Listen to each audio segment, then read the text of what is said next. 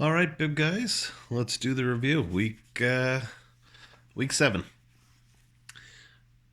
There was a pretty big upset. It wasn't my game. All right, so let's review my game with Devon. Um, well, I looked like I had a chance, but then Hopkins and Russell Wilson in the Sunday Nighter went for 46 points combined. So Devon stomped me. He was, I think he was projected to win by 20, and he won by 22. So, pretty good projection. Um, Key players for Devon.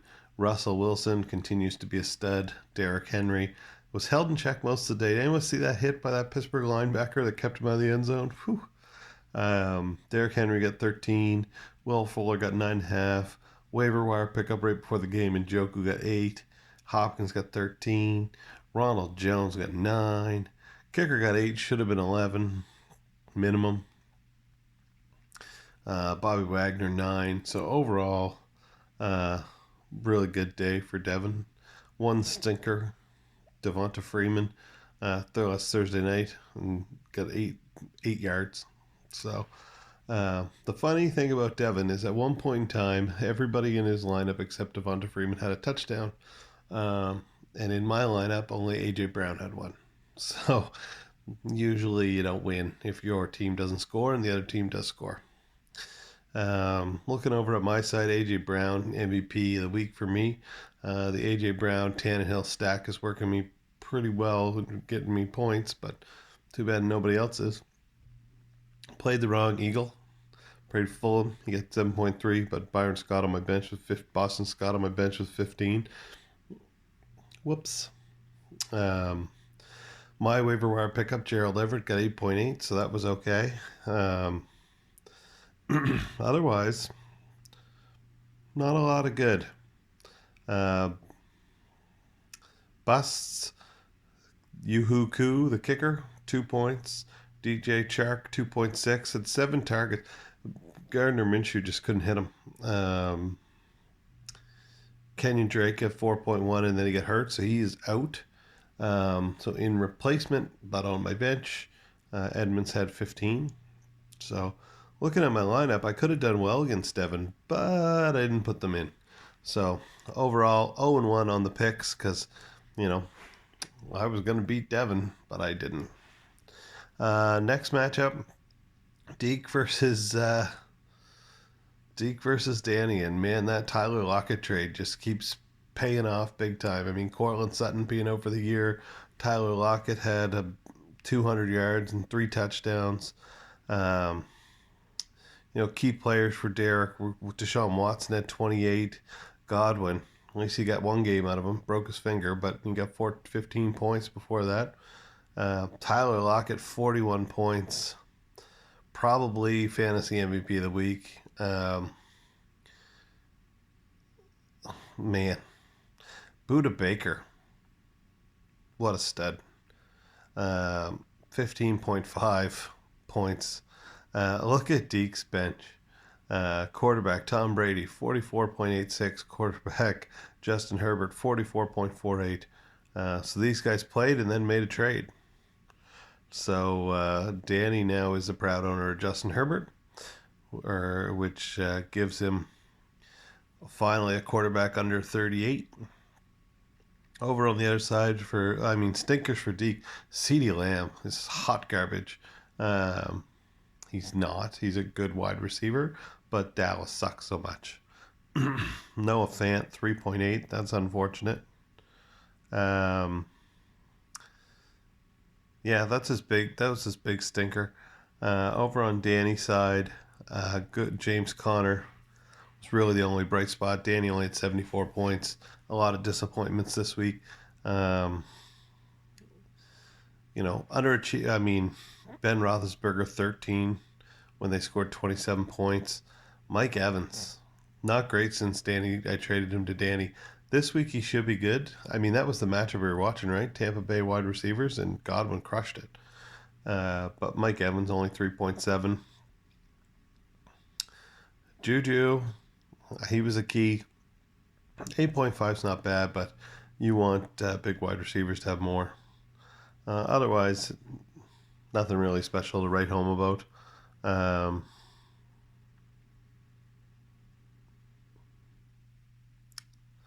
this is a weird stat. I've never seen this one before. But his kicker, Graham Gano, must have shared a tackle with somebody. 3.5 points. So I picked Danny. He's on a bit of a losing streak. Maybe Herbert helps him turn it around. 0-2 on the week. Not so good. Maybe the next one will be better for me. Oh, Graham versus Rich. Here's the upset I was talking about. Both teams didn't score many points. For some reason I clicked on Danny's name there. What was interesting was I was watching this game kind of because Graham needed 5 points from Taylor Rapp on the Monday Nighter to get the upset. And 3/4 of the way through the game, Rapp had half a point. Then he got a pick. Graham ended up winning 85.66 to 83. Looking at Graham, I mean, Carson Wentz, 30 points. That's the reason Graham won. Gio Bernard, waiver wire pickup, 16.4 points. T. Higgins, 13.8. T. Higgins is a great player for Graham. If he ever gets healthy, T. Higgins could still be a starter for him anyway. Stinkers for Graham, D-line, half a point. Greg Zuerlein, cut bait, get rid of the Dallas kicker. He'll probably get 15 points next week against Philadelphia, but get rid of him. Marquez Valdez-Scantling, hot trash, 0.9 points. Darren Fells, tight end, guy goes off 1 week at 0 points. Chase Claypool, same deal, going off, 0.8 points. A lot of stinkers in this game. Over on Rich's side, his best player was Matt Stafford, but he did have 2 good position players. He Galladay, 11.4 points, Ayuk, 12.5. But I mean, Jerick McKinnon, they didn't need him. Jeff Wilson ran wild. Jerick McKinnon, 0.9 points. Diggs, Buffalo offense did nothing. They kicked 6 field goals, but Travis Kelce, 3.1 points. I know it was snowing, but Kansas City scored 43 points. I mean, it is what it is. At least he didn't play Cam Newton and his negative 3.18 on his bench. I was shocked that Rich didn't put Jamal Williams in. Rich is usually a pretty astute guy on the waiver claims, and Green Bay said that Aaron Jones probably wasn't going to play, and then ruled him out before the game. So I was shocked that he didn't put Jamal Williams in, and Williams had 17 points. Would have won him the match. Would have kept him in second place. But instead, he fell back down. So there it was. 0-3 on the week. Something's going on with my tablet. But not really the best picking week for me so far. 0-3. Right now I'm looking at Jared Cook's page. All right, so the next one. Yip versus Calder. Picked Calder for the upset over of the previous week. Didn't pick him this week. But got one. 1-3. Best players for Yip. Calvin Ridley, 14.9. Continues to impress this year. Christian Kirk gets in the lineup, 16 points. Clyde Edwards-Helaire, first game with Lev Bell, 12.3. Kicker Harrison Butker, 12. D-line, now here's a good one. D-line, 9. Linebacker, 8. Defensive back, 8. So good defensive showing for Yip for the whole thing. Overall, didn't even matter that he had Tyler Higbee inactive on his bench. But I mean, when your tight end goes inactive Monday night, maybe you can get a player. On the other side of the ball, Calder's on a bit of a losing streak. He needs to get it turned around. So goes the way with with the Bills. Josh Allen, only 15 points, had been crushing it first bunch of weeks. But bright spots. Kareem Hunt finally got it going. 16 points. Beasley looking good. 112 yards. 11 points. Zeke, he was fine. Disappointing, really, for Zeke, but he got 8 points. And Tyrann Mathieu got 10. So, I mean, there were some bright spots on the team. Looking at his stinkers, I would say Josh Allen's a stinker at 15 points against the Jets. He should have done better. Robert Woods throws down a stinker, 1.5 points against the Bears. Jonnu Smith, second stinker in a row, 0.9 points. You need better from the third overall tight end. And fact it was, he lost Mixon before the game. So Hunter Renfrow comes in, gets a 4.2, but I mean, you got to have it, right? I'm not even clicking these players on my tablet's coming up, so might have to do what I did last week and start writing stuff down instead. Next matchup, Dan Evans versus Spencer. So this one, another one I got right. So I'm climbing back. I'm 2-3. Second highest scoring team of the week, 126 points for Dan Evans. What a rebound for Aaron Rodgers, 35 points this week. Kamara, 15. Terry McLaurin, 15. But here's the big one. Best running back of the week, James Robinson, 27. Nucks. Best running back that played, because Jeff Wilson Jr. scored a bunch of points. But 27 points for James Robinson. 10.5 for Leighton Vander Esch. So some good players there. But he had some stinkers, like 126 points, and he still had some stinkers. He had DK Metcalf, who watched that run down. He ran down Budda Baker. If you haven't seen DK Metcalf run him down, go watch it. Really impressive. Hunter Henry, 2.3. Odell Beckham Jr. is now on IR, tore his Achilles, but he had a 0 before that. Jason Pierre-Paul against Las Vegas. You'd think he'd get a sack, but nope, no points. Over on the other side, Spencer, he's been struggling since Dak went down. I thought trading him Andy Dalton would be okay, but Andy Dalton's been awful. He got 0.6 points this week. I don't know what he got last week, but it was really bad. Mike Davis bubble burst this past week. Hopefully he gets another game without Christian McCaffrey. But Tyreek Hill was good, 11.5 points. Keenan Allen looked great this year, 12.5 points. Deontay Johnson, before he got knocked out, 21 points. So there's some bright spots there for sure. The big stinkers, Andy Dalton and Mike Davis. But this battle of the D-lines, neither one of them had a single point. So, I mean, got beat by 45. There's not really much to say there.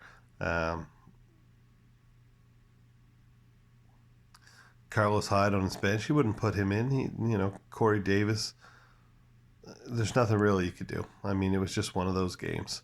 So, and Dan did a great job. So, good job, Dan. Final matchup of the week was a high scoring. Drew comes back strong with 97, but Jason Hahn beats him by 50. 50? 52. Beat him by 52 points. So Jason Hahn had 149. So that vaults him back up into second place. Just a team full of studs. Kyler Murray, 43 points. Todd Gurley, 21. Devontae Adams, 31. Darren Waller, 11. And then Boswell, 9 points. Shaq Thompson, 10 points. So, like I said, lots and lots of studs. There were some duds. I mean, Josh Jacobs, 3.1. Chris Carson got injured. But that's really it. They still got 7 points combined, but you expect more. Over on Drew's side of the ball, Teddy Bridgewater, 23 against New Orleans. David Johnson puts up another decent day. He had 11. Julio got 9 9.7. It'll be interesting to see next week if Drew puts Lev Bell in his lineup against the Jets. Because you'd think they'd want to get him some revenge on that team. TJ Hawkinson, 11.9. Good player there. Robbie Anderson didn't keep up his double-digit streak, but he got 7.4.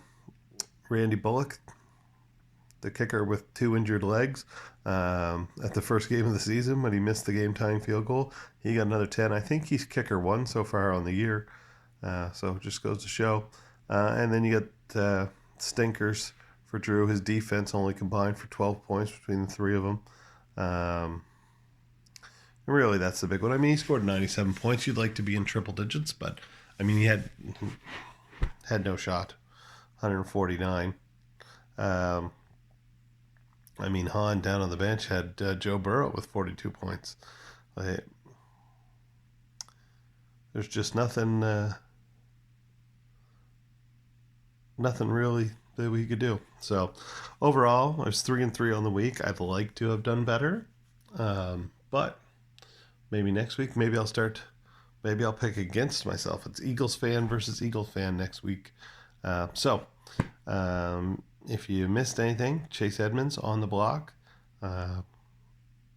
Yeah, so I will be seeing you guys in a couple of days for the weekly preview.